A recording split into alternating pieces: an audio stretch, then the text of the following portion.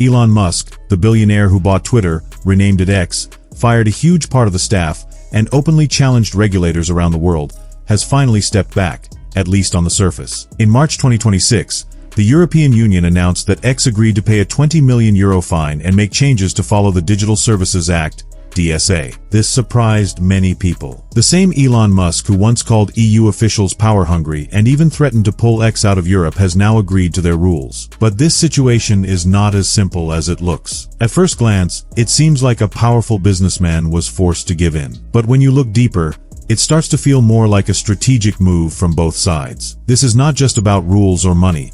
It's about control, influence, and long-term power. To understand what really happened, you need to go back to where it all started. The conflict began when the European Union decided that big tech companies could not operate in Europe under American-style freedom without limits. In 2022, the EU introduced the Digital Services Act. Officially, it focused on making platforms safer, removing illegal content faster, being transparent about algorithms, and giving users more control. But in reality, it was much bigger than that. The message was clear. Any company, no matter how big or powerful, must follow European rules if it wants access to Europe's massive market. Most companies didn't fight. They adjusted quietly. Meta changed parts of its ad system. Google modified search results. TikTok even cooperated early and allowed audits before being forced to. For them, it was simple. Europe is too important to lose. Then came Elon Musk. When he took over Twitter in 2022 and turned it into X, he didn't just rebrand it, he changed how it worked completely. He reduced content moderation,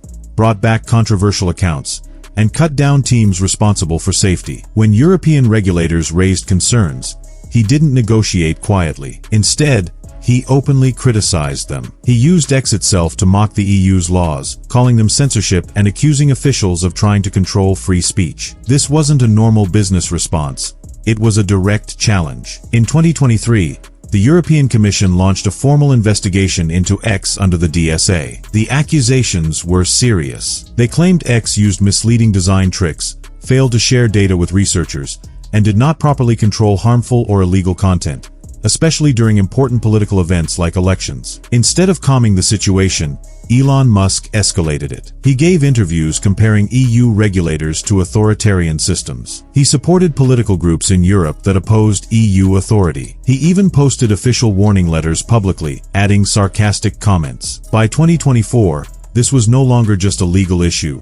It had become personal and political. But while all this drama was happening in public, something very different was happening behind closed doors. X's legal team was quietly talking to EU officials. Why? Because reality was catching up. Since Elon Musk took over, X had lost a large portion of its advertising revenue. Major companies across Europe stopped spending money on the platform. Some were worried about brand safety. Others didn't want to be involved with a platform fighting regulators. Europe is not a small market. It's a huge part of X's user base. Losing it would seriously damage the company, especially when it is already dealing with financial pressure and debt. So while Elon Musk was publicly fighting, his lawyers were privately negotiating. At the same time, the European Union also had reasons to avoid a full-scale legal battle. If the case went to court and dragged on for years, there was a risk. What if X found weaknesses in the law? What if the EU didn't win clearly? That would make the DSA look weak, and other tech companies might stop taking it seriously. There was also a political risk. By 2025,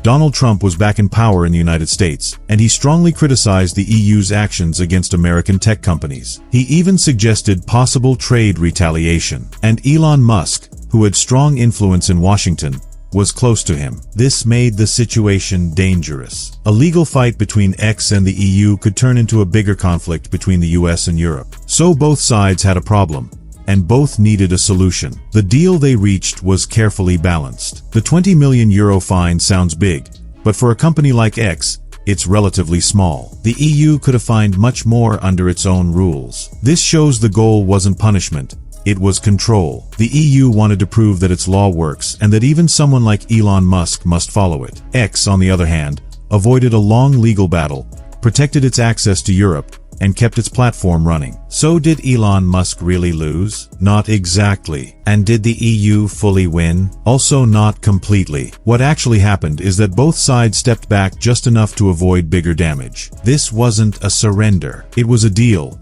one where both sides got what they needed, even if neither will admit it publicly. The European Union had the legal power to fine X much more, almost 3 or 4 times higher than what was finally announced. The fact that they didn't do that tells you something important. This was not just punishment. This was a deal. X's legal team pushed hard to reduce the fine, and Brussels agreed. Why? Because money was never the main goal. What the European Commission really wanted was something much bigger and more important. As part of the agreement, X accepted major changes to how it works in Europe. The platform agreed to improve how it detects and removes illegal content across all EU countries. Not only that, but independent third-party auditors will now regularly check whether X is actually following the rules. This is a big shift. It means X is no longer fully controlling its own system behind closed doors. X also agreed to give academic researchers proper access to its data. Before this, the company avoided transparency by limiting access. Now, under a structured system, researchers will be able to study how the platform works more clearly. Another major point is about the algorithm, the system that decides what people see. X agreed to adjust how its algorithm promotes content,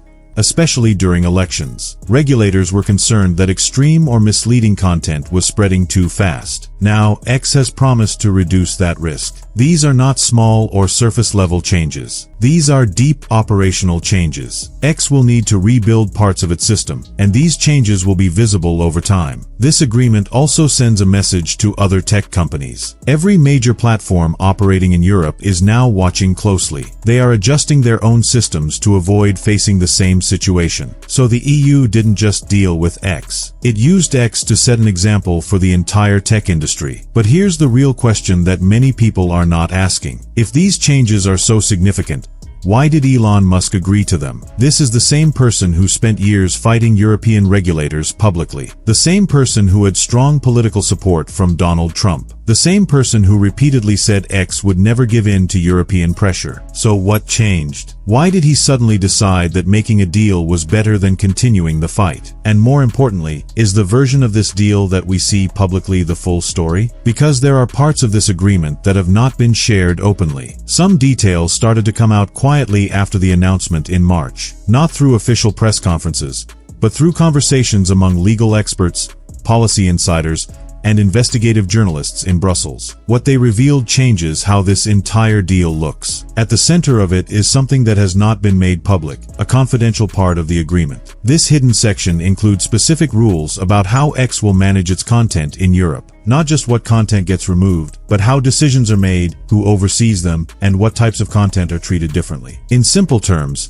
X didn't just agree to moderate more content. It agreed to moderate certain types of content in specific ways. At the same time, it secured clear limits on what regulators can demand. This creates two different perspectives. From the EU side, it looks like X accepted their authority and agreed to clean up its platform. From X's side, it now has a clear framework that defines exactly what it must do and what it doesn't have to do. This could actually limit how much control the EU can exercise in the future. In other words, X may have given something, but it also gained protection. This explains why Elon Musk has been unusually quiet since the deal was announced. There have been no strong reactions, no public criticism, no bold statements. For someone who used to openly challenge regulators, this silence stands out. And in politics and business, silence after a deal often means one thing: the person is satisfied with the outcome. At the same time, Ursula von der Leyen, the President of the European Commission, is in a difficult position. She has been under pressure from many sides. Relations with the United States, especially under Donald Trump, have become tense. There are disagreements over trade, defense, and international policy. Inside Europe, her position is also being challenged. Political groups that oppose strong EU regulations are gaining support. Even within the Commission, there were disagreements. Some officials wanted to push X to a full legal decision. Others believed a settlement was the smarter option. In the end, Ursula von der Leyen chose the deal. Her decision was based on a calculation. A visible win, even if not perfect, was better than a long legal battle with uncertain results. Now, everything depends on what happens next. The credibility of the Digital Services Act depends on whether X actually follows through on its promises. The agreement includes independent audits, but those audits only matter if there is real action when problems are found. And that is not guaranteed. Donald Trump is still in power. Elon Musk still has strong influence. The political pressure that shaped this deal is still there. It's just quieter for now. If future audits show that X is not fully following the rules, the EU will face a tough decision again. Should it take stronger action and risk a larger political and economic conflict? Or should it step back and risk weakening its own authority? This is the situation Brussels now faces, and Elon Musk understands it very well. The man who appeared to step back in March 2026 is now in a position where he may have more control than it seems. While European officials present this deal as a success, the bigger question remains unanswered. If Elon Musk is not worried about this agreement, then what did he really gain from it? That is the question no one can ignore.